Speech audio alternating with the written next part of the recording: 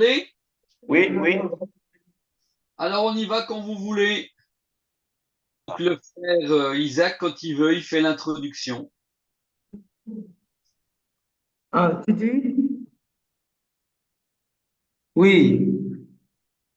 On a presque 1 heure et demie de retard, il faut faire l'introduction maintenant. OK. D'accord. Là, nous allons maintenant suivre le thème le mystère de la souffrance. Bon, vous savez que euh, personne ne pas la souffrance. Mais maintenant, on va nous parler de la souffrance dans le mystère. Et c'est euh, l'évangéliste Gomez, depuis la France, qui va nous faire le thème. Donc, nous allons sur ça, ce soir, et demain, nous allons terminer ça. Voilà. Alors, sans tarder, nous allons recevoir toutes vos informations.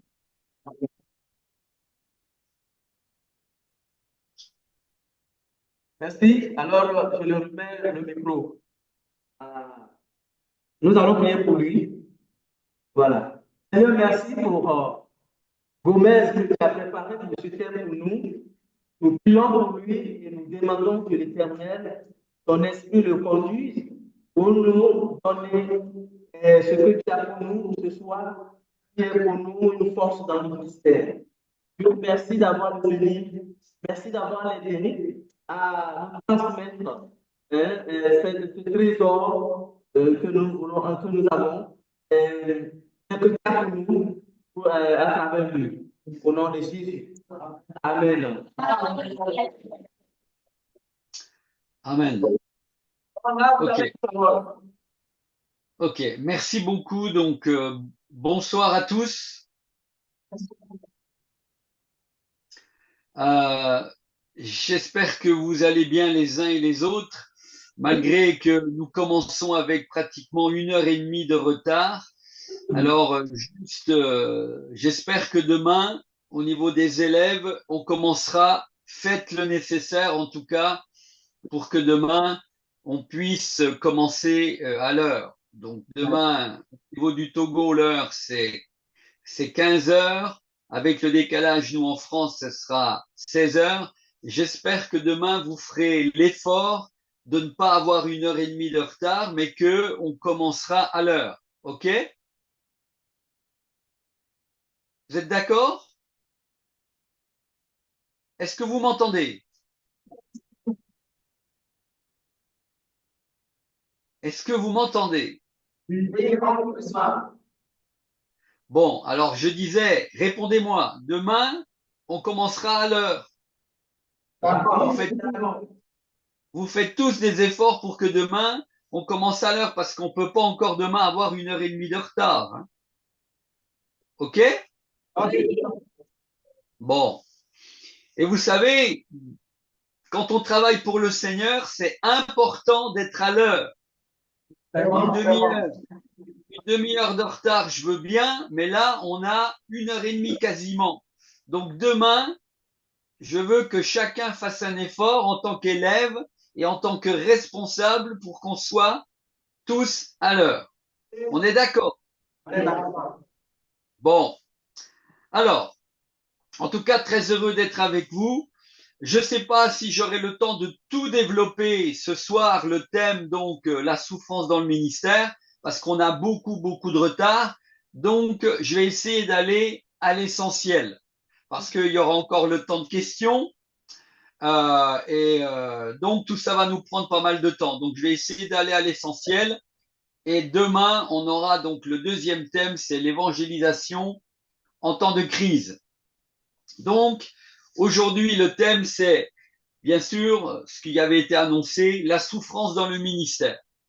Alors, donc, vous êtes en train, vous, les élèves, les étudiants, de faire cette école de disciples pendant, je ne sais plus exactement combien de temps c'est, si c'est 1 mois, 2 mois, 3 mois, 3 mois habituellement. Mais en tout cas, je ne sais pas si vous vous êtes posé cette question. qui est essentiel.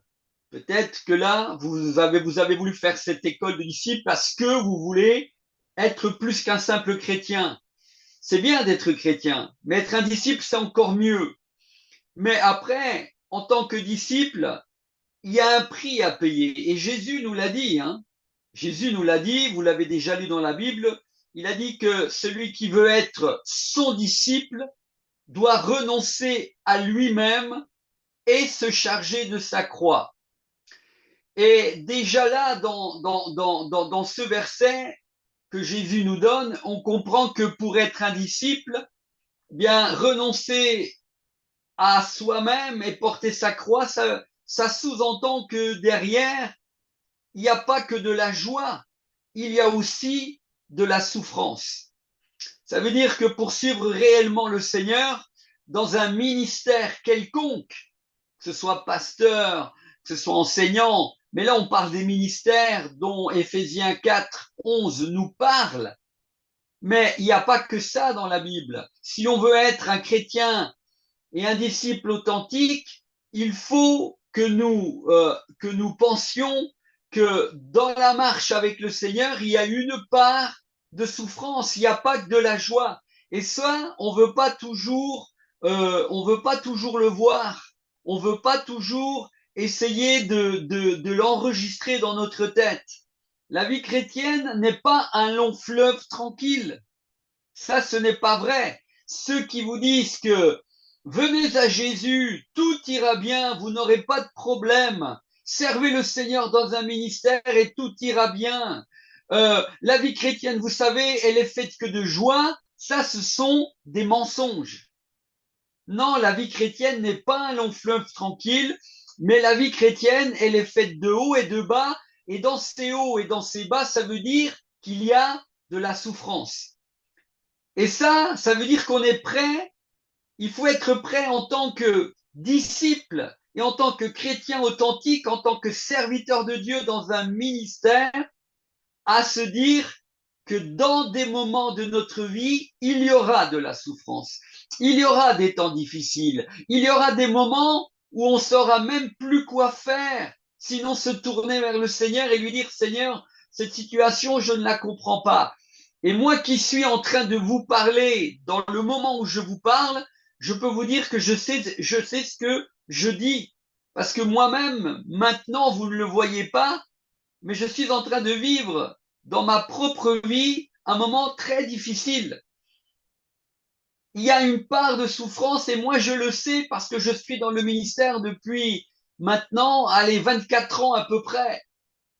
Et donc je sais que il y a des hauts, il y a des bas. Et donc c'est très important que vous soyez, vous les élèves qui faites cette école de disciples, que vous en soyez conscients.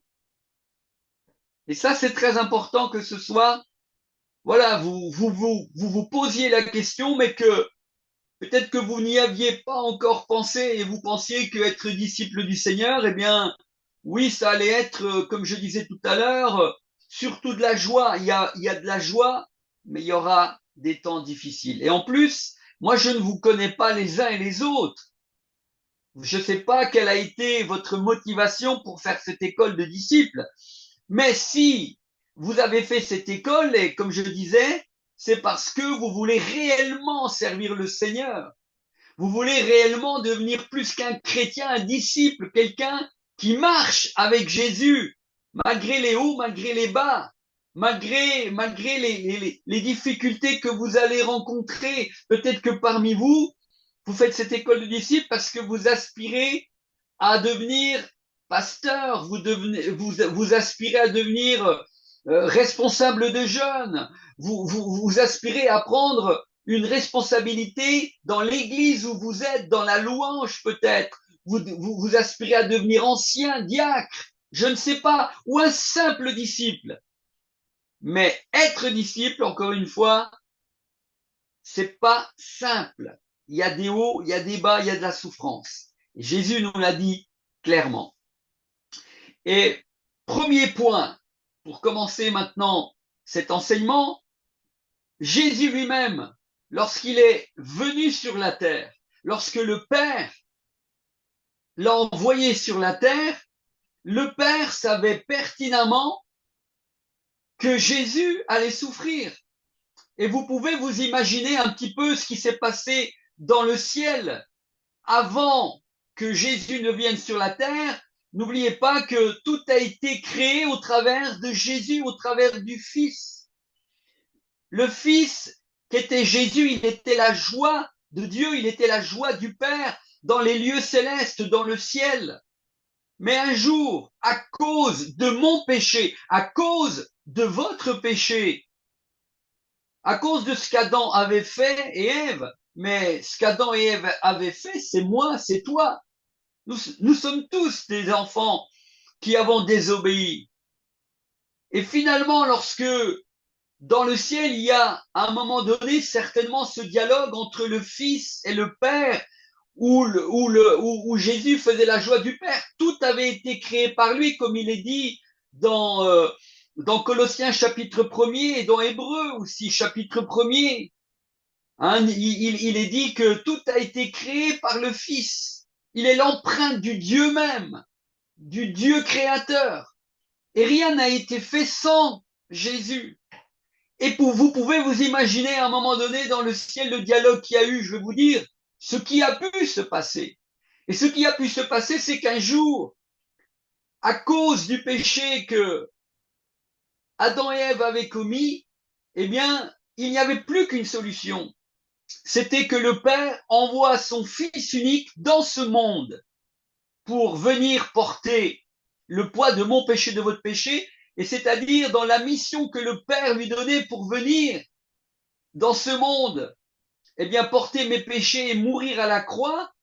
Vous entendez bien que dans ce que je dis, il y a une part de souffrance. Et imaginez-vous le Père qui est en train de dialoguer dans le ciel avec Jésus en train de lui dire, mon fils, tu sais combien je t'aime, mais j'aimerais te confier une mission, et cette mission, c'est que le monde est perdu à cause de ce qu'Adam et Ève a fait. Le péché est entré dans le monde, ils se sont laissés séduire, et maintenant, pour que le monde puisse être sauvé, est-ce que mon fils, est-ce que tu acceptes d'aller dans le monde pour mourir pour le péché de chaque être humain, mais aussi de l'humanité? Est-ce que tu acceptes d'aller là-bas, de quitter le ciel où tu es avec moi pour aller souffrir et mourir sur la croix pour le salut de chaque être humain?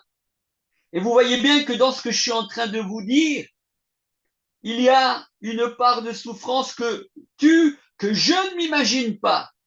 Et Jésus a regardé son Père, a dit, il n'avait jamais été séparé de lui. Et Jésus va dire à son Père, Papa, Père, je suis d'accord d'aller dans le monde pour souffrir pour le péché de l'humanité, pour chaque être humain. Je suis prêt à aller à la croix. Je suis prêt à accepter la mission que tu me donnes. Je suis prêt à quitter la gloire. Là où je suis avec toi, où ma communion est parfaite avec toi, je suis prêt à quitter cela pour aller mourir et pour aller sauver l'humanité. Et je sais que ce qui m'attend, ça va être ça va être des moments difficiles. Ça va être des moments où je vais être confronté aux humains. Ça va être des moments où je vais être incompris, où on va me jeter des pierres, où je vais être jeté par les gens parce qu'ils ne comprendront pas le message de l'évangile. Tout ça, on peut s'imaginer, c'est ce qu'il y a eu dans le ciel. Et dans ce premier point, je vous lis juste quelques versets. Par exemple, le verset de 1 Pierre 2, versets 20 à 23. Je vous le lis à propos de Jésus. Il est dit, en effet, quelle gloire y a-t-il à supporter de mauvais traitements pour avoir commis des fautes? Mais si vous supportez les souffrances, si vous supportez la souffrance lorsque vous faites ce qui est bien, c'est une grâce devant Dieu. Et c'est à cela que vous avez été appelés parce que Christ, écoutez bien, c'est à cela que vous avez été appelés parce que Christ aussi a souffert pour vous, vous laissant un exemple afin que vous suiviez ses traces. Lui qui n'a point commis de péché et dans la bouche duquel il n'y a point, il ne s'est point trouvé de fraude. Lui, injurié, ne rendait point d'injures, maltraité, ne faisait point de menaces, mais s'en remettait à celui qui juge justement. Amen. Donc là, il est parlé de Jésus. Hein? Je relis. Si vous supportez la souffrance lorsque vous faites ce qui est bien, c'est une grâce devant Dieu. Et c'est à cela que vous avez été appelés. On n'a pas été simplement appelés en tant que chrétien, en tant que disciple, à vivre que de la joie. Non, tant qu'on sera sur cette terre, il y a une part de souffrance dans le ministère, dans la marche, en tant que disciple. Et c'est à ça que vous avez été appelés parce que, pourquoi? Parce que Christ aussi a souffert pour vous, vous laissant quoi? Vous laissant un exemple afin que vous suiviez quoi? Ses traces. Si Jésus a souffert, c'est ça que ça veut dire. Si Jésus a souffert, lorsqu'il est venu sur la terre remplir la mission que le Père lui envoyait, eh bien, vous souffrirez aussi. Et je souffre aussi dans mon ministère et je souffre dans ma marche de disciple, dans ma marche de chrétien. Et ceux qui vous disent que venez à Jésus, tout ira bien, c'est faux. Et j'espère, vous qui êtes disciples ce soir, que c'est pas le message que vous voulez annoncer. J'espère que quand vous parlez aux gens, vous leur parlez que Jésus est mort à la croix pour eux et que le péché lui a coûté énormément, lui a coûté la vie. Non, il faut pas prêcher un évangile à l'eau de rose, un évangile où tout va bien, un évangile de la prospérité comme il y en a beaucoup en Afrique. Non, non, ça c'est un faux évangile. Le vrai évangile, c'est, comme il est dit ici, vous laissant un exemple afin que vous suiviez ses traces, les traces du Seigneur. Et c'était quoi cet exemple? Lui qui n'a point commis de péché. Hein? Et dans la bouche duquel il ne s'est point trouvé de fraude. On pouvait rien lui reprocher et pourtant Jésus a souffert. Jésus n'a jamais commis le péché. Mais le fait d'avoir quitté le ciel, là où il n'y a pas de péché, là où il avait la communion avec le Père, le fait de venir là, il savait qu'il allait souffrir, même si c'est le seul homme sur la terre, le seul qui n'a jamais péché. Mais pourtant, il a dû souffrir à cause de toi et à cause de moi. Il a pris ma souffrance, ta souffrance. Lui dans lequel on n'a point trouvé de faute, lui injurié, ne rendez point d'injure, c'est pas notre cas, hein. C'est pas votre cas non plus. Quand parfois on nous injure, on aurait tendance à injurier aussi, même en tant que chrétien parfois. On n'arrive pas à se contenir. Même en tant que chrétien, on pêche encore parce que quelqu'un nous injure et on injure. Mais non, on devrait, à l'exemple de Christ, aussi souffrir quelques injustices comme il est dit dans la Bible. Lui aussi maltraité, ne faisant point de menaces, mais s'en remettait à qui? Il s'en remettait à qui? À celui qui juge justement. Il s'en remettait à son Père. Il s'en remettait à Dieu, son Père. Ça, c'est un des versets qui est clair que Jésus a souffert. Et si lui, il a souffert, alors nous souffrirons aussi, mes amis. Et ça, c'est le vrai évangile. Il y a une part de souffrance dans notre marche, dans notre ministère et en tant que disciple de Jésus.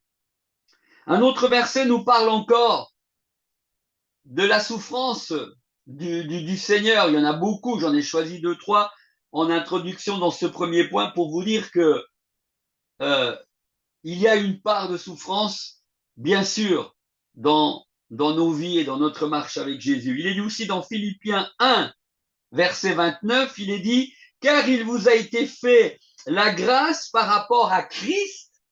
Il vous a été fait la grâce par rapport à qui? Par rapport au Seigneur, par rapport à Christ. Non seulement de croire en lui, c'est une grâce de croire en Jésus, d'avoir eu la révélation du Seigneur, que quelqu'un nous a témoigné et qu'ensuite on est né de nouveau à une nouvelle vie. Et dans cette nouvelle vie, il y a une part de souffrance. Mais dans cette nouvelle vie, nous savons que nous sommes sauvés. Nous savons qu'un jour nous serons auprès du Seigneur. nous savons que même si la marche n'est pas facile, le Seigneur est avec nous. Car il vous a été fait la grâce par rapport à Christ, non seulement de croire en lui, mais encore de souffrir pour qui? Pour lui. C'est-à-dire de souffrir pour Jésus. Et mes amis, si tu aimes Jésus, si tu veux être un disciple authentique, quand tu seras dans le ministère, dans l'appel que le Seigneur te réservera, il faudra aussi, à des moments, oui, souffrir pour le Seigneur Jésus, de croire en lui, mais aussi de souffrir pour lui, parce que il y a des moments, par rapport à notre foi, parce que nous sommes serviteurs de Dieu, les gens se moquent de nous. Il y a des combats de tellement de manières. Satan essaye de nous, il rôde comme un lion rugissant. Il va essayer de nous faire tomber par toutes sortes de choses, et tout ça amène de la souffrance. Mais ici, il nous a été fait la grâce de souffrir pour qui? Pour lui, pour Jésus. Et si tu as à souffrir pour le Seigneur, tu dois t'en réjouir. C'est pour ça encore que la Bible nous dira par ailleurs, heureux serez-vous lorsqu'on vous outragera. C'est dit dans les béatitudes. Il est dit, heureux serez-vous lorsqu'on vous outragera, qu'on vous persécutera et qu'on dira faussement de vous toutes sortes de mal à cause de qui? À cause de moi, dit Jésus. Et il dit, réjouissez-vous parce que votre récompense sera grande dans les cieux. Mais il dit, heureux serez-vous lorsqu'on vous outragera, qu'on vous persécutera, qu'on dira faussement de vous toutes sortes de mal à cause de moi. Et quand on est chrétien, disciple, enfant de Dieu, quand on est dans un ministère, on va vivre ces choses. Ne croyez pas que c'est réservé à certains chrétiens. Si tu veux réellement marcher avec Jésus, si tu es vraiment un disciple, un chrétien, un enfant de Dieu authentique, il y aura des moments difficiles. Il y aura de la souffrance. Mais gloire au Seigneur parce qu'il sera avec nous dans ces moments difficiles. Amen. Encore un dernier verset. Ésaïe 53, verset 10, il est dit, il a plu à l'Éternel de le briser par la souffrance. Il a plu à Dieu de briser qui par la souffrance? Son propre fils, mes amis. Et si Jésus a été brisé par la souffrance, en allant à la croix, en subissant tellement de choses injustes, on l'a frappé avant d'aller à la croix, on l'a fouetté, il avait des blessures partout, il saignait de partout. Et après, on va le mettre en croix, on va le clouer, on va lui percer son côté, enfin, on va l'injurier, on va lui dire toutes sortes de choses vraiment pas belles, insulter le Fils de Dieu.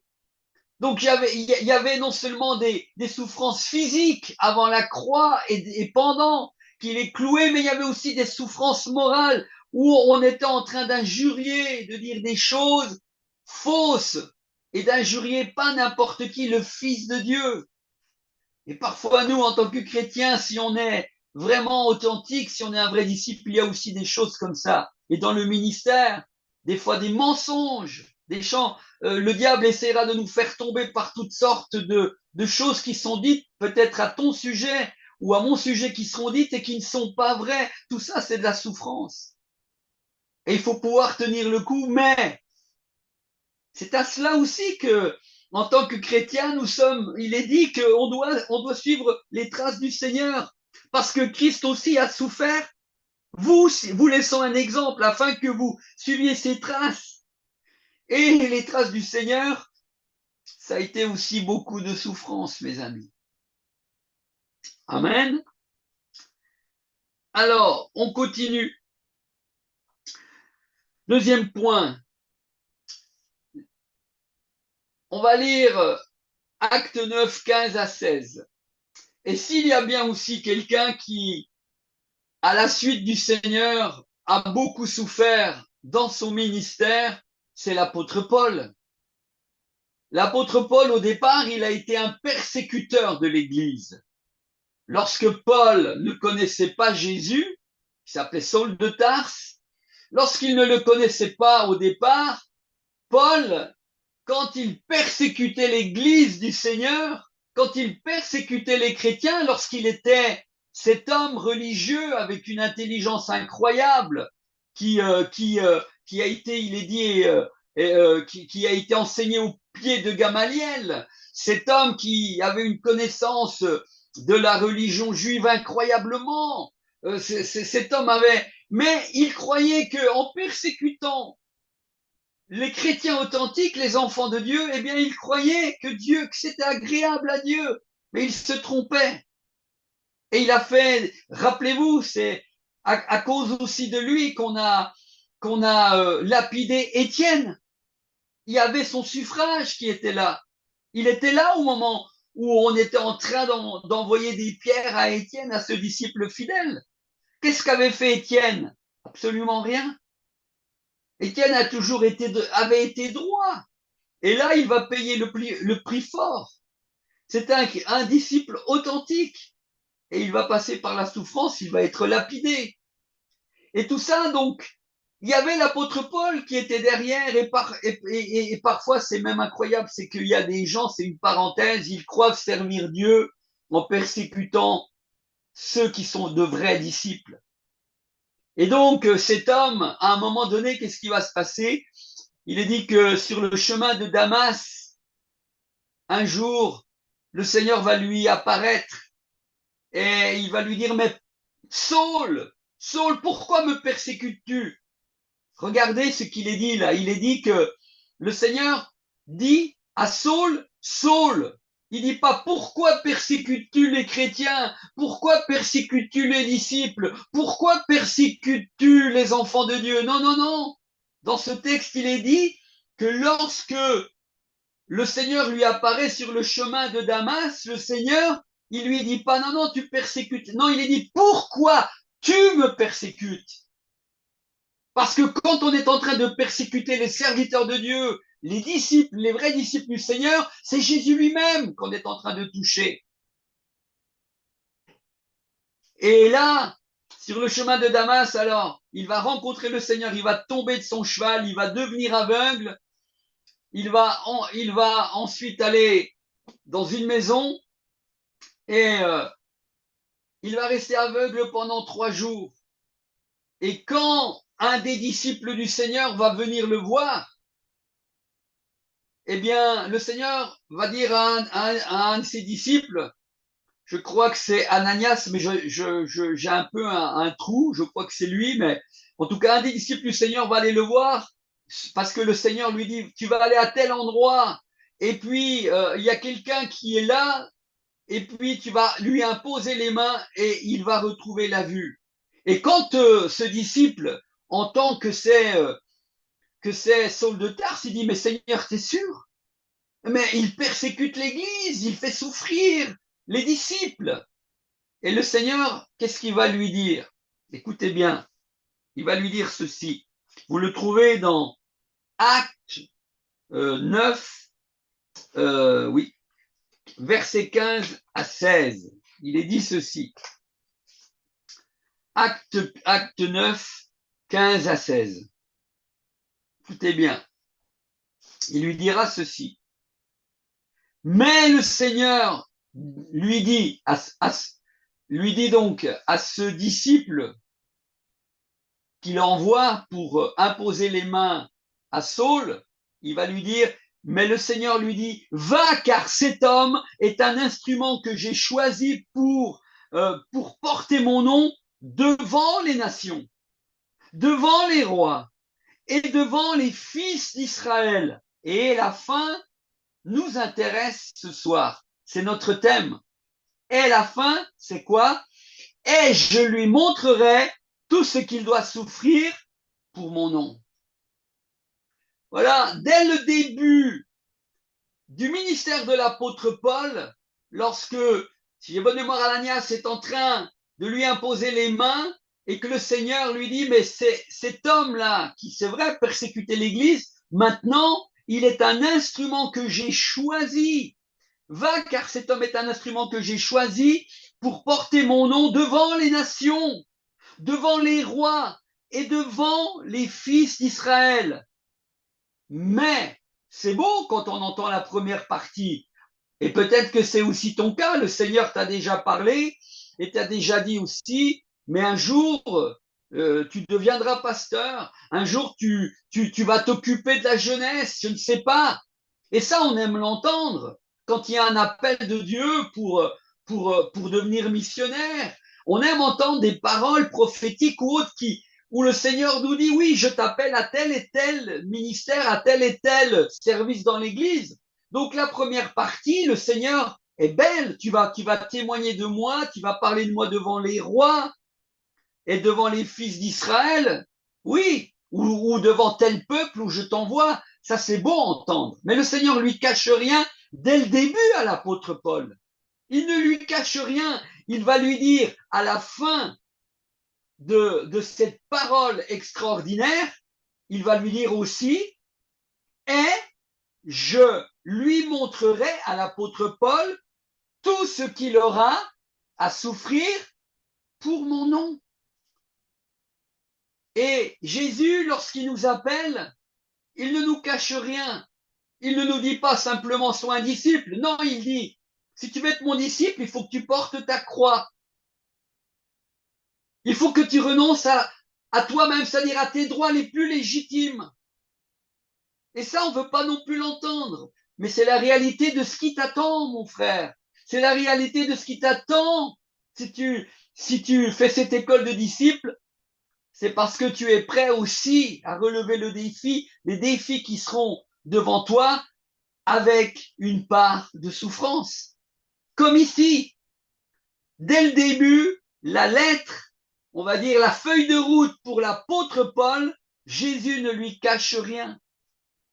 Il lui dit, OK, je t'avais préparé depuis toute éternité, tu es un instrument entre mes mains. En tout cas, il le dit à Ananias, à ce disciple qu'il envoie. Si j'ai bonne mémoire, c'est lui. Mais si je me trompe, j'en suis désolé. Parce que là, j'ai un petit peu un trou, comme je vous ai dit tout à l'heure. Mais en tout cas, il lui dit, voilà ce qu'il va devenir.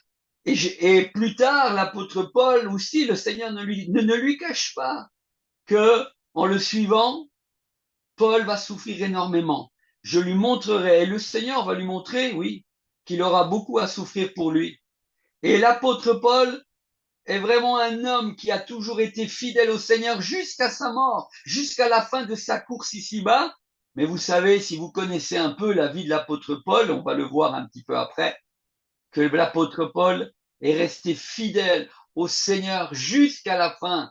Il a achevé la course que le Seigneur lui a donné de pouvoir faire ici-bas, mais jusqu'à la fin, l'apôtre Paul lui est resté fidèle. Parce que envers et contre tout, l'apôtre Paul n'a jamais fait de compromis. L'apôtre Paul n'a jamais fait de compromis avec la bonne nouvelle de l'évangile. Il a été fidèle jusqu'au bout, malgré qu'on a essayé de le tuer parfois. On lui a jeté aussi des pierres. On l'a critiqué. Mais l'apôtre Paul est toujours resté attaché au Seigneur, malgré toute la souffrance qu'il a pu endurer quand il a été en prison, quand il n'était pas compris des autres chrétiens, quand il était critiqué par d'autres chrétiens. Mais Paul avait toujours les yeux fixés sur Jésus. Parce il savait que la vie chrétienne, il savait que dès le début, le Seigneur ne lui a rien caché.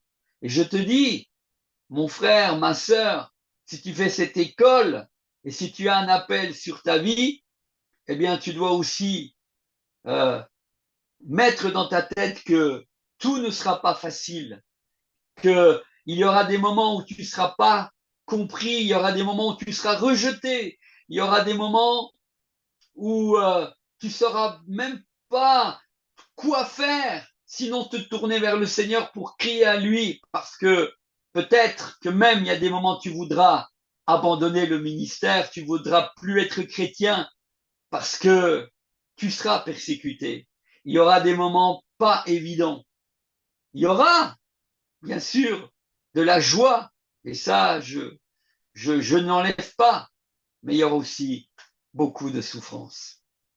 Et l'apôtre Paul dira encore aussi un autre, à un autre endroit, donc ce verset est très important, donc notez-le bien, hein, Acte 9, 15 à 16, mais il y a aussi un autre verset de l'apôtre Paul que j'aime beaucoup et qui dit ceci, c'est donc Acte 20, verset 24, il est dit ceci, Acte 20, verset 24, mais on va lire à partir du verset 23, vous le connaissez, vous l'avez déjà certainement lu, il est dit, l'Esprit Saint m'avertit, donc c'est l'apôtre Paul qui parle, et il dit, l'Esprit Saint m'avertit, écoutez bien, hein, que des liens de tribulation m'attendent. Vous voyez, là encore, l'Esprit Saint m'avertit. Si tu veux que l'Esprit Saint t'avertisse, il faut que tu sois un homme de Dieu, un chrétien, un disciple authentique qui marche avec le Seigneur. Parce qu'il y a des moments, oui, le Saint-Esprit nous avertira et nous dira, ah, là, tu vas vivre des tribulations. Là, tu vas être incompris. Là, si tu prêches l'évangile, tu risques même de mourir parce que tu risques d'être lapidé. Bien sûr qu'aujourd'hui, peut-être en Afrique et même en Europe, prêcher l'évangile dans la rue, on a peut-être des fois quelques moqueries, mais il y a des pays où aujourd'hui prêcher l'évangile ou avoir une Bible, c'est à l'emprise. Vous voyez, ce soir, le frère Boyoda, le technicien, plus aussi donc le frère Isaac Cara, ils me font souffrir. Et vous voyez, ils me coupent, ils me donnent 30 minutes, ils coupent, ils me mettent à l'épreuve et après je dois continuer à reprendre le fil de ma prédication et je dois être à nouveau plein d'onction pour continuer à vous enseigner. Vous voyez, ils ont décidé de m'éprouver ce soir. Mais je dois être toujours motivé pour continuer. En plus, ils m'ont fait attendre 1 heure et demie. Vous voyez tout ça? Je vous dis ça en rigolant. Mais si j'étais pas motivé, si j'aimais pas le Seigneur, je pourrais dire c'est terminé parce que, vous voyez, mais c'est pas facile lorsqu'on est en train de prêcher, qu'il y a des problèmes techniques et qu'il faut reprendre. Il faut être motivé, il faut continuer à annoncer l'évangile. Est-ce que vous êtes d'accord? Oui, d'accord. Apparaît des exemples banals, ce que je vous dis là. Je le dis un peu en rigolant pour vous détendre, mais c'est la vérité. Et des fois, on n'a pas beaucoup, on prêche l'évangile, on n'a pas beaucoup de matériel. C'est le cas chez vous aussi en Afrique. Et moi, je connais l'Afrique parce que j'y vais prêcher l'évangile. Et vous avez vu que d'ailleurs ce soir, je vous ai honoré en mettant quelque chose d'africain. Vous voyez, je suis un peu habillé comme vous. Mais voilà, donc tout n'est pas simple. Et quand on parle de souffrance, comme je vous le disais tout à l'heure, la souffrance, elle est à différents degrés dans notre marche avec le Seigneur. Parfois, c'est moral, parfois, c'est des contrariétés, comme ce soir. C'est des contrariétés, on n'aime pas. On est coupé, il faut reprendre. Vous voyez, mais il nous faut toute l'aide et la grâce du Saint-Esprit pour continuer, malgré qu'on est contrarié, que la technique va pas, qu'il y a du retard. Mais l'évangile doit continuer à être annoncé. Amen. Bon, alors, je vais encore continuer un peu à vous enseigner. Je n'aurai pas le temps de tout développer puisque le temps passe, mais on en a déjà pas mal et je vais encore continuer quelques instants. Après, il y aura le temps de questions et après, on terminera par la prière. OK? Ok. On va encore continuer un petit peu parce qu'après, le problème, c'est qu'on risque encore d'être arrêté, coupé au bout de 30 minutes. Donc, je vais essayer voilà, de continuer encore un peu. Et ce que je dois vous dire, c'est que là, cet enseignement sur la souffrance dans le ministère, quand je l'enseigne dans les écoles de disciples au Togo, hein, ça m'est déjà arrivé, aussi en Côte d'Ivoire, dans des écoles de disciples, où je suis pas donc au travers de Zoom, mais je suis en présentiel là-bas, carrément, physiquement. Eh ben, cet enseignement-là, je l'enseigne parfois sur 3 jours, peut-être 4, ça dépend. Vous voyez, parce qu'il y a beaucoup de choses à dire. Ça, c'est une grande introduction. Il y a beaucoup de choses, mais il y a déjà eu de belles choses que j'ai pu partager avec vous. Mais c'est un sujet où il y a beaucoup de choses à dire. D'accord? Mais on va aller à l'essentiel. Et là, je pense que vous avez entendu des choses qui, j'espère, vous aideront dans votre appel, dans votre marche de disciple. Et c'est important, tout ce que j'ai déjà partagé avec vous, si vous l'emmagasinez, si vous le mettez dans votre cœur, ça va vous aider pour plus tard. Amen. Amen. Amen.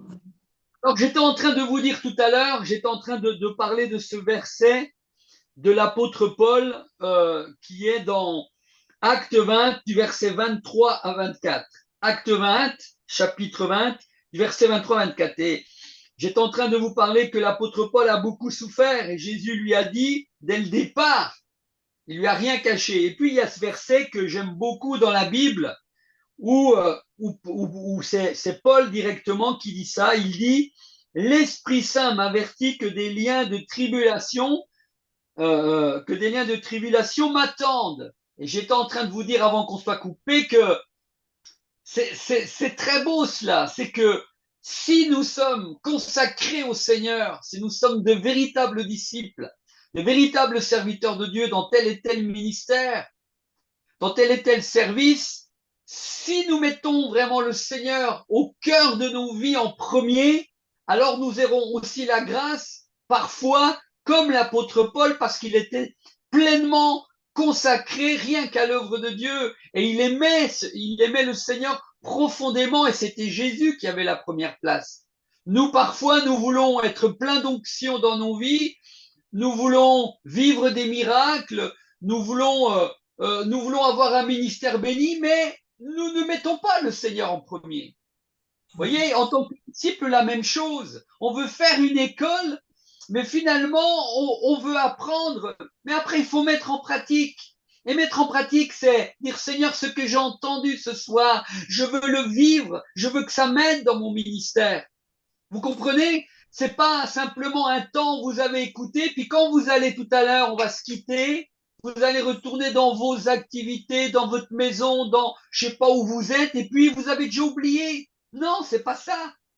David disait, je serre, il disait, écoutez bien, il disait, je serre ta parole contre mon cœur afin de ne pas pécher contre toi. Qu'est-ce qu'il voulait dire, David, quand il disait ça? Il disait, je serre tes commandements, tes lois, tes préceptes, tes ordonnances, tout ce que j'apprends dans ta parole, je le serre contre mon cœur parce que en le serrant contre mon cœur, je vais pas pécher contre toi.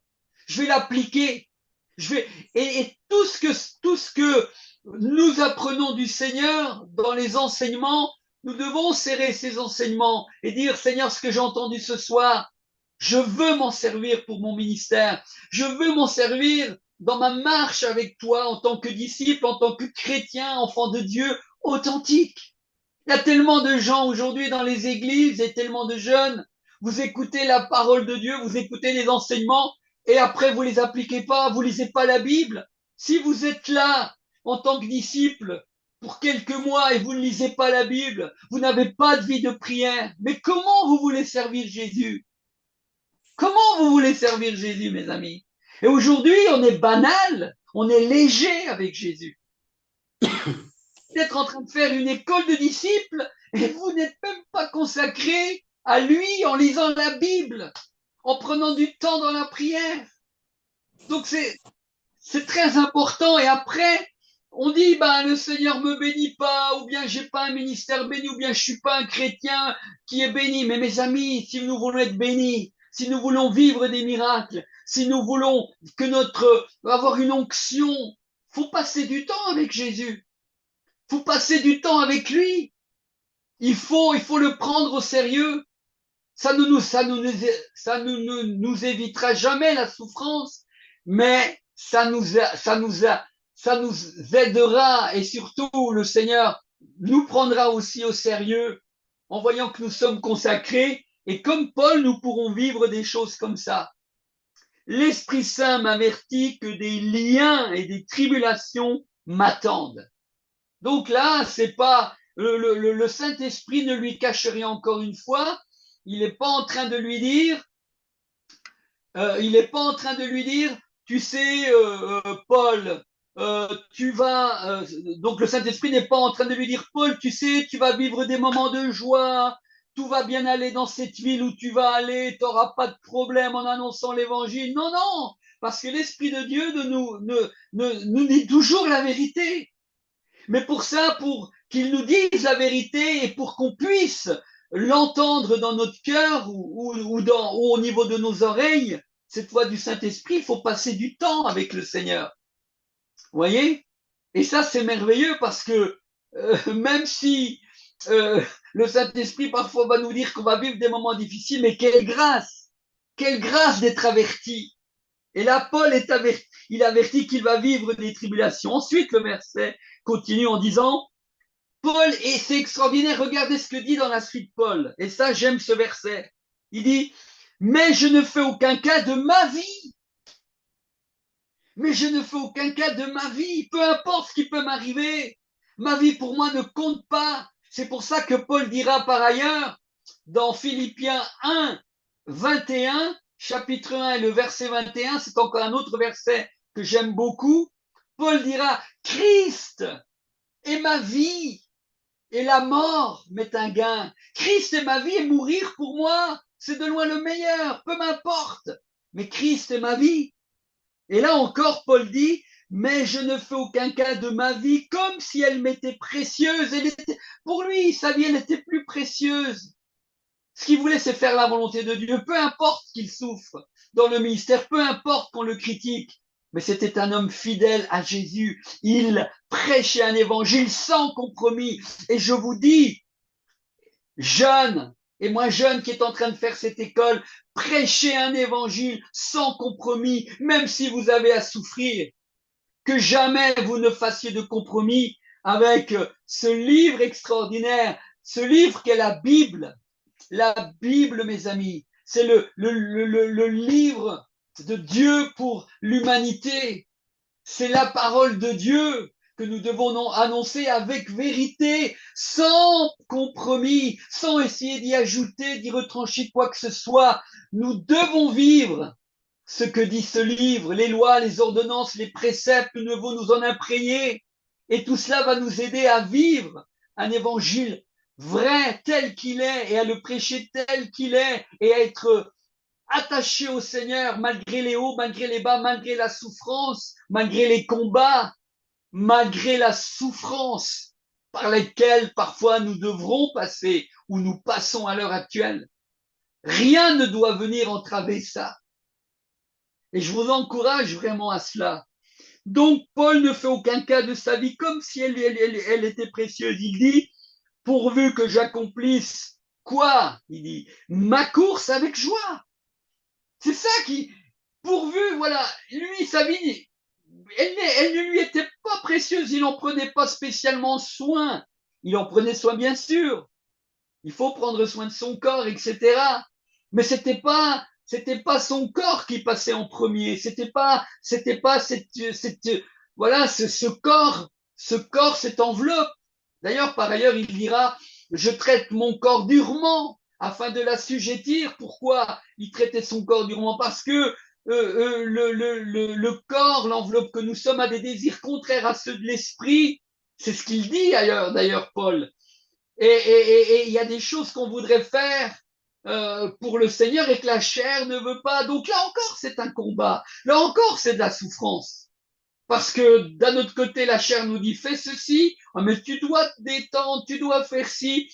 Et puis l'esprit nous dit mais non, tu dois aller prier, mais non, tu dois annoncer l'évangile, mais non, tu dois aller dans telle ville, même si tu dois souffrir.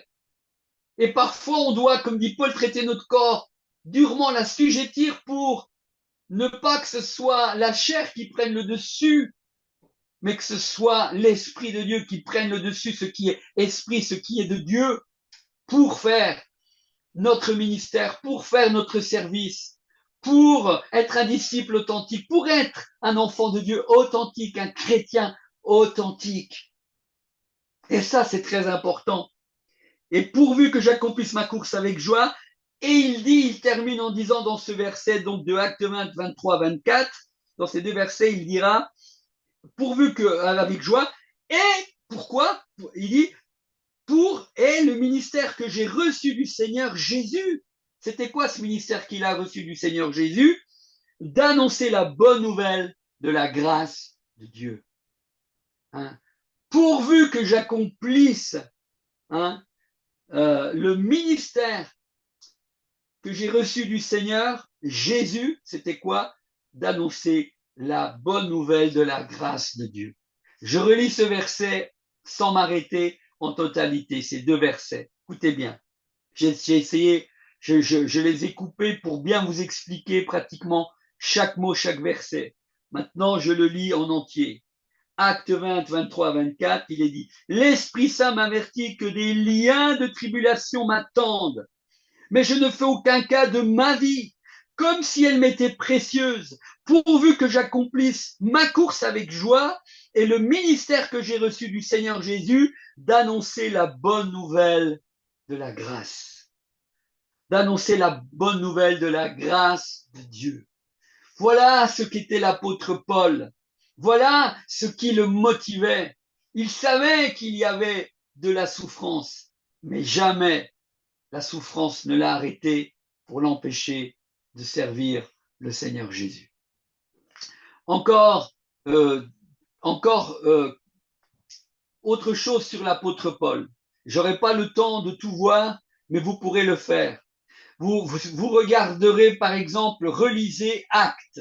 Dans le livre des Actes a 28 chapitres. Et dans ces 28 chapitres, si vous regardez pratiquement chaque chapitre, vous verrez que dans la vie de l'apôtre Paul, toutes les souffrances qu'il a eues, elles nous sont détaillées dans Actes, dans le livre des Actes. Et j'ai ici la feuille avec tous les chapitres où à un moment donné, Paul souffre. J'en lis quelques-uns. Je pourrais peut-être vous l'envoyer par la suite. Alors, combat et souffrance dans la vie de Paul. Par exemple, quand vous prenez le chapitre 9, ça commence à partir du chapitre 9, puisque c'est là où Jésus, comme je disais tout à l'heure, se révèle à lui. Il va tomber de son cheval et Jésus va le mettre à son service suite à ça. Mais il est dit donc au chapitre 9, verset 26, en arrivant à Jérusalem, il est mal accepté par les chrétiens qui ont peur de lui. Déjà là, vous voyez, et ça c'est de la souffrance, parce que le Seigneur vient de l'appeler, et déjà les chrétiens, ils se disent, mais il était contre nous. Mais Paul, imaginez-vous ce que ça fait dans le cœur de Paul. Il sait qu'il doit affronter maintenant ceux qu'il a persécutés. Et ça commence.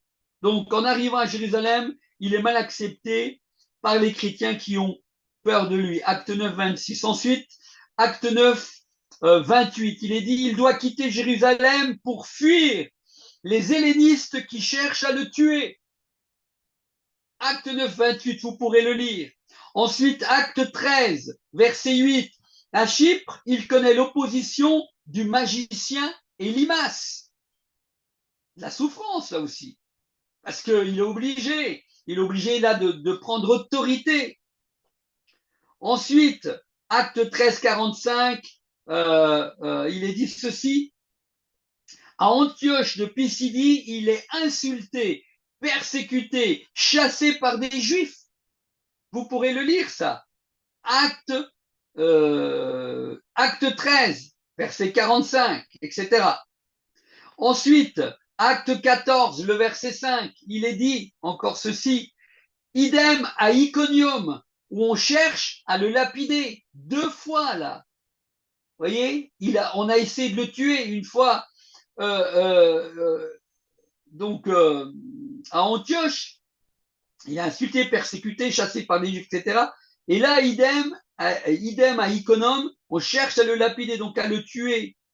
Ensuite, acte 14, verset 19, il est dit avec Barnabas, ils sont pris pour des dieux après avoir guéri un infirme. Puis, juste après, la même foule lapide Paul, le traîne hors de la ville et le laisse pour mort à Lystre.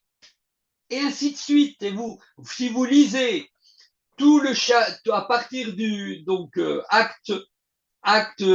livre des actes à partir du verset, à partir du chapitre 9, lorsqu'il rencontre le Seigneur Jésus sur le chemin de Damas, à partir de là, tous les chapitres pratiquement nous parlent de ce que Paul vit dans les différentes villes où il va aller et comment il est persécuté, comment on fait des complots pour essayer de le tuer, etc. C'est de la souffrance, mes amis. Et Paul aurait pu abandonner. Hein. Vous savez, quand on essaie de vous lancer des pierres, quand à un moment donné, la foule est contre vous et qu'on est obligé de vous descendre par un panier pour vite fuir, c'est de la souffrance tout ça. C'est pas facile. Mais le Seigneur est avec nous. Le Seigneur est avec toi. Si tu lui restes fidèle dans ces moments difficiles, le Seigneur sera toujours à tes côtés. Comme il a été à côté de l'apôtre Paul. C'est pour ça que Paul, pour lui, Christ était sa vie. C'est pour ça qu'il a dit Christ est ma vie et la mort m'est un gain. Mais il dira par ailleurs, ces choses qui étaient pour moi un gain, je les regarde comme de la boue à cause de l'excellence de la connaissance de Jésus-Christ. Il dit pour lequel j'ai renoncé à tout, pas à certaines choses. Il a renoncé à tout pour Christ, pour marcher avec lui, pour annoncer cette bonne nouvelle de l'évangile. Il était prêt à mourir, comme on l'a lu dans le chapitre 20 des Actes. Hein. Je ne fais aucun cas de ma vie pourvu que j'accomplisse pourvu que j'accomplisse cet appel que le Seigneur m'a donné de pouvoir annoncer la bonne nouvelle de l'évangile. Est-ce que c'est ça vraiment que tu veux? Est-ce que c'est vraiment ça, en tant que disciple, que tu es prêt à comment à aller dans ce sens? Est-ce que tu es prêt à relever ces défis? Je cherchais le mot. Est-ce que tu es prêt à relever ces défis-là? Ou bien tu fais l'école de disciples là, pour 2, 3 mois, je ne sais pas, pour dire, ah, j'ai fait l'école de disciples à tel endroit, l'école de disciples en ligne à Cara, j'ai mon diplôme. Vous regardez, j'ai mon diplôme. C'est pour ça. Si c'est pour ça, il faut vite arrêter. Hein. Parce que ton diplôme t'apportera pas grand-chose. Si tu es là, c'est pour devenir vraiment un disciple, quelqu'un qui marche avec Jésus, quelqu'un qui, dans son église, a un bon témoignage. Quelqu'un qui souffre parfois dans son église pour avoir un bon témoignage. Quelqu'un qui est parfois incompris en tant que disciple, mais tu vas de l'avant. Et si tu vas de l'avant parce que tu souffres, eh bien, comme on l'a dit tout à l'heure, c'est une grâce de pouvoir souffrir si on fait le bien pour le Seigneur. Amen. Continuons encore. Donc, on a parlé beaucoup de la vie de l'apôtre Paul. Juste encore un petit peu de la vie de une ou deux personnes dans la Bible encore. J'aimerais vous parler je disais que nous allons nous arrêter comme ça pour les questions. Ok. Demain, oui, voilà. Donc, on va arrêter là, on va faire les questions. Et puis oui, après, on va recevoir certaines questions un peu avant de clôturer. Oui, on va faire comme ça, ok. Très bien. Alors, il n'y a pas de souci, donc vous pouvez si vous avez des questions, me poser des questions, c'est vous qui gérez.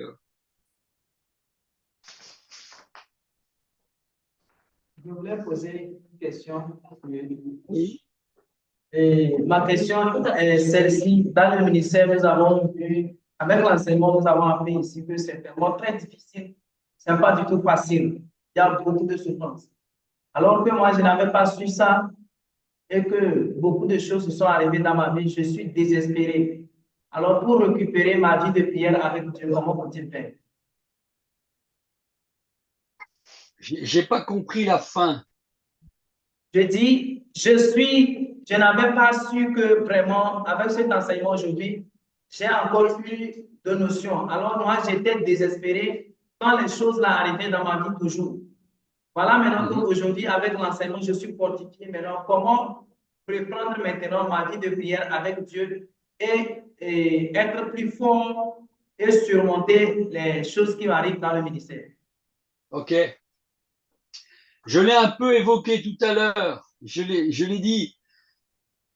Comment surmonter la souffrance en tant que chrétien authentique, en tant que disciple du Seigneur, en tant que exerçant un ministère pastoral, prophète, évangéliste ou autre, ou alors un service dans l'église comme diacre, ou simplement en balayant la salle, en accueillant les gens à l'accueil, etc. Parce que tout ça fait partie du ministère, tout ça est un service, est un ministère. S'occuper de la jeunesse, s'occuper des enfants, les enseigner, être moniteur, etc. Tout ça fait partie, et puis il y en a d'autres qui sont de simples disciples, de simples chrétiens. Alors comment surmonter toutes ces choses? Je l'ai évoqué tout à l'heure, et ce que je peux te dire, c'est déjà, pour surmonter ces choses, c'est que tu aies une communion avec Jésus. C'est que tu puisses tous les jours prendre le temps de lire ce livre et de pouvoir le méditer, de pouvoir le connaître, de t'en imprégner, de dire Seigneur, je vais lire ta parole, parle-moi au travers d'elle, nourris-moi. Seigneur, donne-moi une direction, mais surtout, avant tout, c'est de lire ce livre pour nourrir ton âme dans ce temps d'intimité avec le Seigneur. Quand je vous parle de communion et d'intimité avec Jésus, c'est pas vous lever le matin et faire une petite prière, dire Seigneur, je te remets la journée. Non, je te parle d'avoir une intimité avec Jésus. Et Jésus, quand il parle d'intimité, dit, quand tu pries, hein, Matthieu 6, il dit, quand tu pries, entre dans ta chambre, ferme la porte, et ton Père qui est là dans le secret te voit. Et c'est ça la communion avec le Seigneur, c'est la lecture de la Bible chaque jour qui va nous nourrir, qui va nous fortifier, où le Seigneur va nous parler au travers d'un passage, mais aussi la joie de lire cette parole qui va nous travailler, qui va nous transformer. Il y a des choses que tu vas comprendre, des fois que tu vas pas comprendre, mais le Saint-Esprit, petit à petit, tu vas relire un passage, quelque chose que tu n'as pas compris ensuite, tu vas le comprendre parce que l'Esprit de Dieu t'éclaire. Tout ça, c'est pas d'un coup, hein, parce que parfois les chrétiens croient que si tu n'as pas la culture, ce que tu es en train de me dire, je vois, tu n'as peut-être pas la culture encore de l'intimité avec le Seigneur. Peut-être que tu pries pas beaucoup, ou tu croyais que prier, c'est une petite prière le matin, et puis quand je m'endors le soir, et puis c'est bon. Non, non, ça c'est un plus dans la vie chrétienne. Mais un disciple réel du Seigneur, un chrétien authentique, et plus encore quelqu'un qui est dans le ministère ou autre, ou dans un service, mais pas que, mais un chrétien normal, un disciple authentique, il doit avoir une communion, une relation avec Jésus dans le lieu secret. Quand tu pries, entre dans ta chambre. Ça veut dire dans une pièce où tu n'es pas dérangé. Ça veut dire dans ta maison, peut-être que tes parents sont pauvres et tu n'as pas vraiment, peut-être que c'est ta cuisine, peut-être que c'est ta chambre, peut-être que c'est juste à côté, tu as un banc dehors chez toi où tu sais que tu vas pas être dérangé. Ce lieu secret peut être la nature où tu vas te promener. Et puis en te promenant, tu prends le temps de prier et tu prends le temps de t'isoler avec la parole de Dieu et tu as cette relation, cette intimité avec le Seigneur. Parce que quand on parle d'intimité, de relation avec le Seigneur, quand tu pries, entre dans ta chambre, ça veut dire que c'est toi dans cette intimité, dans cette relation qu'avec le Seigneur, en dehors du bruit. C'est pour ça qu'il dit ferme la porte.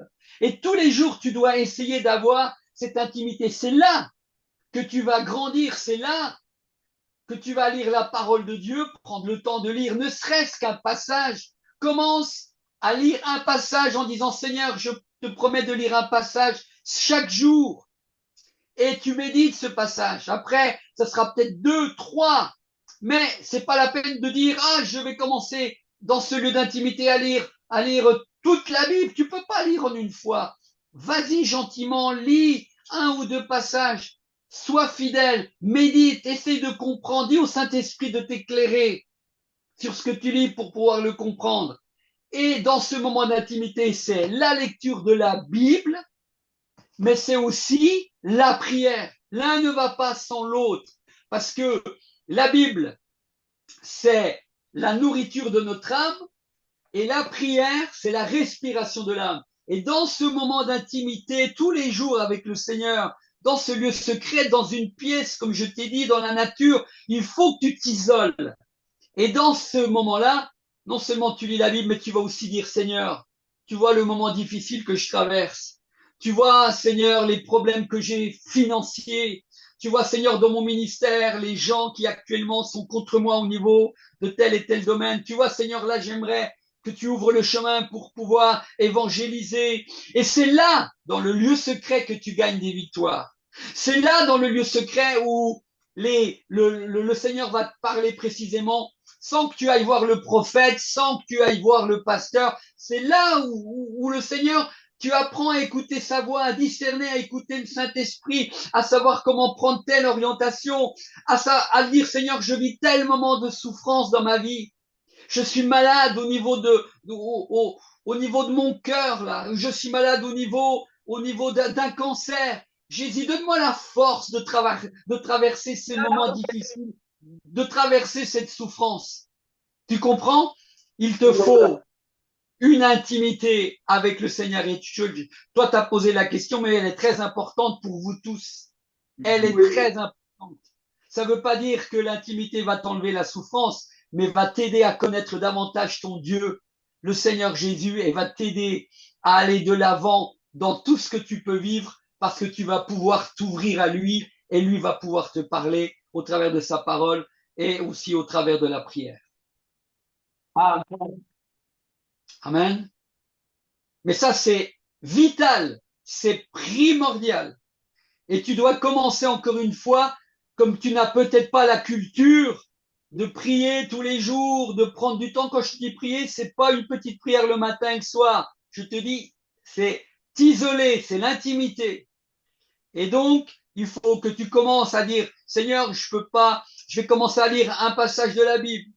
Et puis, Seigneur, je te promets aussi que je vais peut-être prier pendant 10 minutes dans ce lieu secret, 20 minutes. Mais commence peu et tu verras que ce peu deviendra à un moment donné beaucoup plus parce que quand tu t'isoles et tu es dans l'intimité avec le Seigneur, il y a plus de temps. Et un jour, tu vas être étonné de voir que tes 10 minutes sont devenues 20 minutes, tes 20 minutes sont devenues 40 et un jour, tes 40 minutes deviendront une heure et quart. Parce que quand tu es dans la présence de Dieu et tu commences à goûter à sa présence, ça t'aidera à traverser tous les moments difficiles que tu auras dans ta vie. Parce que tu apprends à écouter la voix de Dieu et tu sais comment faire, mais lui aussi te visite. Et tu deviens un dans cette intimité avec Jésus. Amen. ah, merci. Wow. Ouais, j'aimerais poser une question parce on a dit que dans le ministère, nous allons souffrir. Je voulais savoir, celui qui est dans le ministère et il refuse de souffrir pour Dieu, est-ce que la personne peut aller au ciel? J'ai J'aimerais pas bien savoir, entendu. lors de l'enseignement, vous avez dit que dans le ministère, nous devons souffrir pour Jésus-Christ. Oui. J'aimerais savoir, celui qui est dans le ministère et il refuse de souffrir pour Jésus, est-ce que cette personne peut aller au ciel? Si on souffre, tu dis, si jamais on souffre pour le Seigneur Jésus, est-ce que cette personne ira au ciel, c'est ça? Oui. Si on refuse, si la personne refuse de souffrir pour Jésus-Christ, si la personne refuse de souffrir pour Jésus-Christ, est-ce que cette personne-là peut aller au ciel? C'est-à-dire quand on parle, lui, il croit même qu'on parle des Jésus. Ok, vous avez compris, non?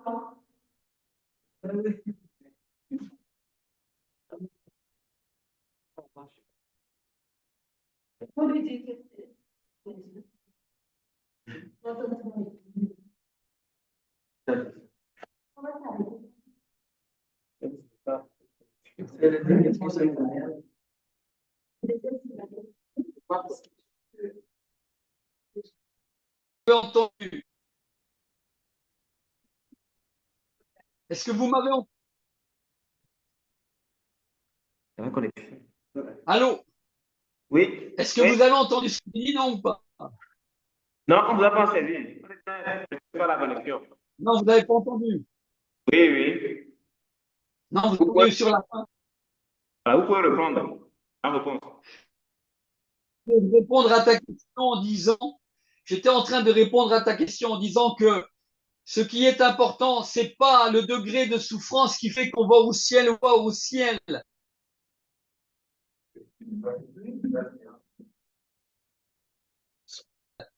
C'est que, et toi, en tant qu'enfant de Dieu, peu importe comment on nous appelle de Dieu, un enfant de Dieu véritable, un chrétien authentique, un disciple authentique, peu importe, on nous appelle de différentes façons. Mais forcément, j'étais en train de dire que il y a des chrétiens suivant où ils habitent. Ceux qui habitent en Chine, ils n'ont pas le droit de lire la Bible. Ils n'ont pas le droit de parler librement du Seigneur. Donc, ils vont souffrir beaucoup plus.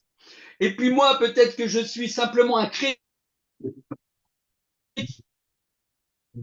mais j'ai pas tous ces frères et sœurs là. On va simplement se moquer de moi. Je vais être incompris sur telle et telle chose. Donc, ce sont des degrés de souffrance différents, mais c'est pas le degré de souffrance qui fait qu'on va au ciel ou pas, celui qui a souffert plus ou moins. Ce qui est important, c'est d'être fidèle au Seigneur dans notre marche avec lui. Et dans cette marche avec lui, il y aura des moments de souffrance, mais je ne peux pas me comparer à l'autre parce que l'autre, il a souffert plus. Ben, forcément, par rapport à ce que je vous ai dit tout à l'heure, l'apôtre Paul, il a souffert beaucoup plus que moi en tant que serviteur de Dieu, même si je suis dans le ministère. Mais c'est pas ça qui fait. Ce que le Seigneur me demandera, c'est dans ce que j'ai traversé ici, ben, est-ce que j'ai été fidèle dans les moments de souffrance? Est-ce que j'ai été sur lui ou pas? Vous voyez, pas ça ce qui fait que c'est pas ça qui, enfin, ce qui va déterminer que je vais au ciel, c'est pas ma souffrance. Puis lui, dans ma marche avec lui, il y aura des hauts et des bas, il y aura de la souffrance. Je ne sais pas si j'arrive à me faire comprendre.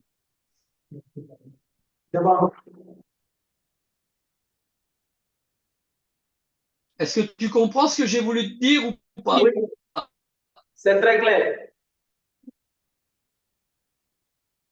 Nous voulons poser une autre question. Est-ce que c'est ceux qui sont appelés à servir Dieu qui souffrent ou bien les chrétiens aussi souffrent?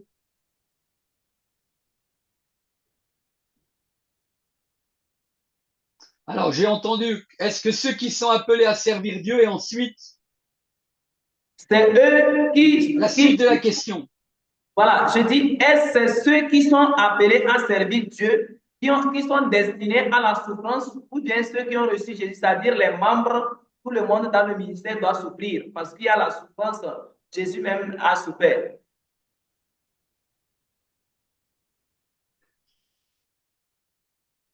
Si vous avez, je l'ai dit tout ça, c'est pas une question d'être dans le ministère ou pas, je viens de le dire et je l'ai dit tout à l'heure. J'ai dit que on devient un enfant de Dieu, un chrétien, qu'on est né de nouveau dans la vie chrétienne, en tant que disciple, en tant que chrétien authentique, en tant qu'enfant de Dieu. Il y a de la souffrance, il y en aura. Il y aura des hauts, il y aura des bas. C'est, la souffrance, c'est pas simplement quand on est dans le ministère.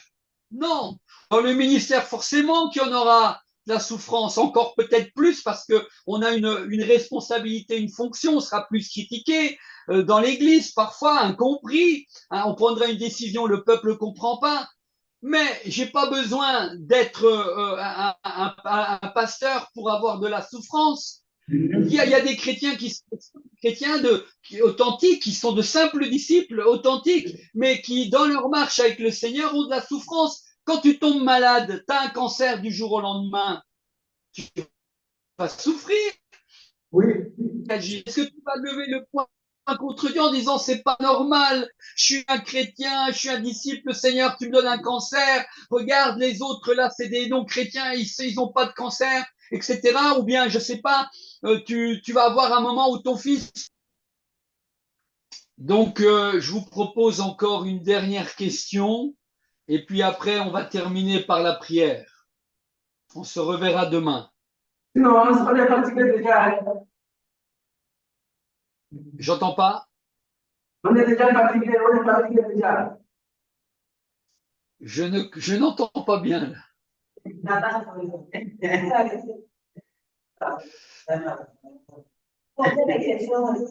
Papa, il faut poser la question. Oui, poser. Plus de questions, c'est ça? Non, on voulait savoir, on a parlé aussi de la souffrance dans le ministère. Oui, Maintenant, oui. Et les hommes de Dieu qui souffrent, parce que la souffrance, parfois on dit lors des évangélisations, bien lors oui, des évangélisations, les difficultés que nous rencontrons sur le terrain. Donc, oui, ce sont des difficultés, la souffrance que nous faisons face. oui. Maintenant, un homme de Dieu, c'est-à-dire les gens qui souffrent de problème de l'argent, problème d'argent, est-ce que c'est aussi c'est la volonté de Dieu? Parce qu'il y a les hommes de Dieu, parfois, ils souffrent dans le ministère, mais ce n'est pas les choses là seulement, mais c'est le problème d'argent, c'est-à-dire par manque de moyens. Par exemple, si je souffre du manque d'argent, est-ce que ça aussi on appelle souffrance en Jésus-Christ? Je souffre, je manque d'argent. Je n'ai pas de l'argent. Peut-être je ne travaille pas. Je suis chômeur et je ne fais rien. Voilà, je n'ai pas de l'argent et je manque à manger. Et je souffre. Parce que ça, on appelle ça aussi la souffrance. Est-ce Oui, que alors tu peux aussi j'ai bien souffrir compris. pour l'évangile? Ok. Non, alors ça, vous voyez, c'est une question un peu, vous l'avez dit vous-même. Si quelqu'un, par exemple, souffre parce qu'il n'a pas d'argent, mais il est chrétien. On parle ici de chrétiens, hein. On parle ici de serviteurs de Dieu, on parle ici de chrétiens authentiques, on parle ici de disciples du Seigneur. Si tu me dis que tu es un disciple du Seigneur et que tu souffres parce que tu n'as pas d'argent et tu souffres parce que tu ne peux pas manger, parce que je sais pas, tu peux pas bien te loger, mais le problème, c'est toi qui engendre ta souffrance dans certains cas. Pourquoi? C'est comme l'a dit le frère qui me posait la question. Si tu es chrétien et tu travailles pas, si, si tu es disciple et tu travailles pas, si tu es un enfant de Dieu, tu travailles pas, et tu me dis, ah ben, je souffre parce que je mange pas. Oui, mais tu souffres aussi parce que tu veux pas travailler. Et ça, c'est de la souffrance qui t'engendre, que toi tu engendres. C'est parce que tu es un feignant, peut-être. Tu as l'occasion de travailler, mais tu préférais qu'on te donne de l'argent en faisant l'aumône, ou bien tu vas demander à ton père, à ta famille, aux gens que tu connais, à ton pasteur, à l'église. Mais moi, je te réponds, la Bible dit que si tu veux que celui qui veut manger, il faut, enfin, en gros, c'est dit comme ça, hein. Il est dit le juste ne mendira pas son pain. C'est dit le juste ne mendira pas son pain. Mais le juste qui va pas mendier son pain, c'est le juste qui travaille. Et si vous lisez la Bible, vous verrez que la Bible, elle nous encourage non pas à être feignant, mais elle nous encourage à travailler. Et des fois, il y a des souffrances que nous avons même en Europe, hein. Si des gens disent ah ben moi je préfère rester au chômage et pas travailler, eh ben si tu restes au chômage, c'est sûr que parfois tu auras du mal, t'auras pas, tu vas gagner beaucoup moins peut-être. Enfin ça c'est et encore, c'est pas tout à fait ça. C'est peut-être pas une bonne réponse parce que nous des fois en Europe on a tellement de d'aide que on peut encore se débrouiller. Donc on peut encore vivre bien dans l'ensemble. Mais ça, c'est pas bien si je suis chrétien en Europe et je préfère être au chômage au lieu de travailler alors qu'on m'a proposé un travail. C'est pas bien, vous voyez. Et puis de la même manière, si vous me dites en Afrique, j'ai pas d'argent, mais parce que j'ai du mal à manger, mais c'est parce que tu travailles pas peut-être. Tu comprends? Donc ça, c'est pas de la souffrance que le Seigneur permet, c'est de la souffrance que toi, tu engendres parce que, comme je dis, on est feignant, on n'a pas envie de mettre la main à la pâte, on n'a pas envie de gagner son pain. Est-ce que vous me comprenez? C'est juste des souffrances, mais il y a des souffrances où c'est nous-mêmes qui nous les infligeons parce qu'on fait des choses qu'il ne faut pas. Et parfois, ça c'est une réalité, il y a des chrétiens, par exemple, par manque de connaissance de la parole de la Bible, eh bien, ils font des choses qui vont les faire souffrir. Est-ce que vous êtes d'accord? Par exemple, quand tu n'as pas de connaissance, tu vas des fois pécher dans des choses où la Bible te dit non, si tu fais ça, tu pêches. Et en faisant ce péché-là, tu vas souffrir. Vous comprenez? Oui. Donc, mais c'est parce qu'il n'y a pas la connaissance. Des fois, quand on a la connaissance des choses de Dieu, quand on connaît la Bible, le Seigneur nous dit, si tu fais ça, tu vas souffrir. Et ça veut dire que des fois, on fait des choses, mais on n'était même peut-être pas au courant que la Bible en parlait et elle nous disait, si tu touches à ça, si tu fais ça, il va y avoir de la souffrance. Et le péché emmène toujours, c'est-à-dire la désobéissance, commettre, je sais pas, convoiter, voler, tromper sa femme, ça engendrera de la souffrance, mes amis. Vous comprenez? Donc, il faut, il faut lire la Bible. C'est, par manque de connaissances, il est dit le peuple périt. Et des fois, bah, par manque de connaissances, on pêche, on fait des choses qui finalement vont nous tirer vers le bas et nous amèneront à souffrir.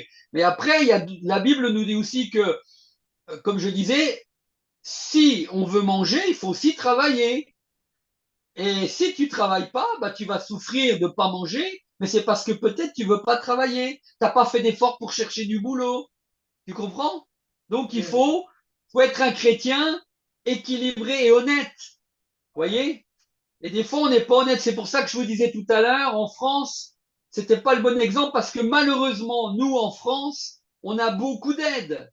Donc, il y a des gens, avec les aides du gouvernement, ils arriveront toujours à manger, à avoir quelque chose. Vous, en Afrique, vous n'êtes pas aidés du tout du gouvernement. Vous voyez? Mais nous, ici, les gens, comme on dit, dans les pays développés, comme la France et d'autres pays, la Belgique, etc., l'Allemagne, il y a des aides. Il y a plus d'aides qu'en Afrique ou ailleurs. Alors, les gens, des fois, ils profitent, comme on dit, du système. Mais si je suis chrétien et je profite du système, c'est pas bien non plus. Vous comprenez? Je peux pas dire que je suis un chrétien qui profite des choses que le monde lui donne pour dire, alors qu'il peut travailler, il préfère avoir des allocations, il préfère faire des démarches pour ci, pour ça, parce qu'il veut pas travailler, c'est pas bien, il est en train de mentir, alors qu'il peut travailler, mais il profite du système. Et profiter de quelque chose qui n'est pas juste, c'est péché. Est-ce que vous comprenez ou pas? Mais c'est la vérité. Et malheureusement, ça, c'est pas être honnête avec le Seigneur. Quand on n'est pas honnête, on n'est pas béni parce que le Seigneur connaît toutes choses. Et il nous faut être honnête. Parce que si on n'est pas honnête, la malhonnêteté, le contraire de l'honnêteté, c'est la malhonnêteté. Et la malhonnêteté engendrera de la souffrance. Merci beaucoup. Ok.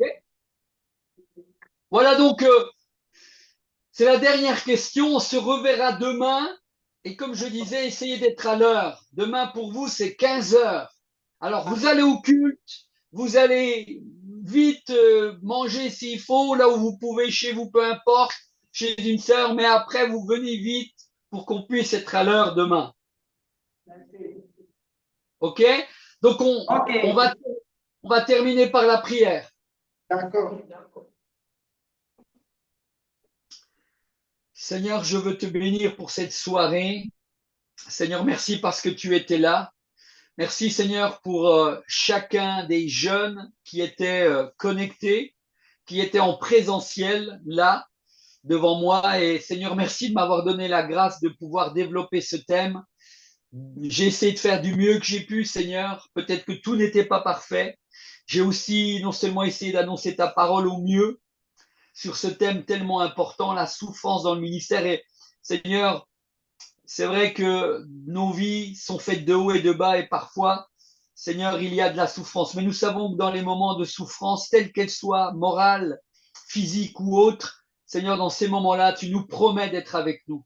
Et tu es avec nous, comme tu l'as été, on l'a vu avec l'apôtre Paul, dans les moments difficiles qu'il a pu traverser. Et je prie, Seigneur, que pour ces jeunes aussi qui sont là devant moi, je prie que, Seigneur, tu puisses les les aider, Seigneur, à vraiment te faire confiance dans l'appel que tu as mis sur leur vie pour certains. Seigneur, pour d'autres, ce seront de simples disciples, pour d'autres, ils sont dans le ministère. Eh bien, je prie, Seigneur, que tu les aides à, à ne pas avoir peur de souffrir, Seigneur. Mais, Seigneur, dans ces moments qu'ils traverseront où il y aura des hauts et des bas dans le ministère et que parfois il y aura de l'incompréhension et tout cela engendrera de la souffrance, de l'incompréhension, Seigneur. Il y aura des moments où peut-être ils auront même envie de ne plus te servir. Pour d'autres, en tant que disciples, aussi parce qu'ils témoigneront de toi, ils seront peut-être parfois rejetés, on se moquera d'eux.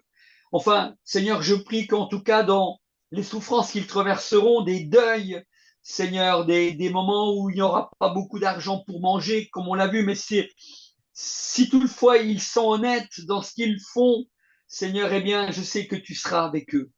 Et je prie, Seigneur, que tu bénisses chacun d'eux, que l'enseignement qui a été donné ce soir puisse vraiment leur servir, qu'ils le gardent précieusement dans leur cœur et que quand ils seront dans des moments de souffrance, ils puissent se souvenir que ils ont eu cet enseignement et que dans ces moments-là, tu seras avec eux. Et je prie, Seigneur, que tu leur donnes aux uns et aux autres d'avoir une communion intime avec toi chaque jour, de se retirer dans le lieu secret de leur chambre pour, Seigneur, te rencontrer dans la prière, dans la méditation de ta parole, et que dans ces moments-là, ils puissent vraiment ouvrir leur cœur, puissent te demander aide et secours, puissent te demander de les aider à traverser les moments difficiles qu'il y aura dans leur vie. Et dans ces moments-là, je sais que dans ces moments-là, tu les visiteras, tu les conseilleras, tu les fortifieras. Merci pour chacun d'eux, Seigneur, pour chacune d'elles, parce que chacune d'elles et chacun d'eux est précieux à tes yeux. Je prie déjà pour demain aussi, Seigneur, que tu prépares l'autre thème sur l'évangélisation en temps de crise et que là encore, tu puisses nous parler aux uns et aux autres. Et je prie que, voilà, tu conduises toutes choses aussi pour ce qui est de la transmission, que tout se passe au mieux et que chacun d'eux demain puisse être à l'heure. Seigneur, je prie maintenant que tu les bénisses et que tu les raccompagnes dans leur maison, dans les lieux où ils vont dormir. Sois avec eux, Seigneur. Et bénis ceux qui demain seront aussi au culte dans leurs églises respectives, qu'ils vivent un temps béni avec toi. Amen. Amen. Soyez bénis, les jeunes. On se verra demain. Donc, je donne la parole aussi aux frères responsables, donc Isaac, s'il n'est pas en train de dormir. Hein. Non, non, je ne veux pas dormir. Bon, vraiment, nous tenons à vous remercier pour ce cours qui a fait beaucoup du bien aux étudiants. OK. Voilà. Sinon, ici en Afrique, on a des messages de prospérité où on dit que le chrétien ne souffre pas. Mais si tu souffres, c'est que tu es maudit, tu es sous malédiction. Tu vois? Alors, pourtant, la souffrance fait partie de nous-mêmes. Parce que même dans le livre de Pierre, il a dit que c'est comme une manière de nous puriger. Ça voudrait dire puriger l'or. Voilà. Alors, nous vous remercions pour ce cours merveilleux. Je crois très bien que quand les étudiants avaient vu le cours, là, tout le monde avait vraiment intéressé. Vraiment. Alors, merci beaucoup. Alors, demain, nous allons continuer. Comme vous l'avez dit, demain à 15 heures, nous serons au rendez-vous C'est ça. et tout va bien finir.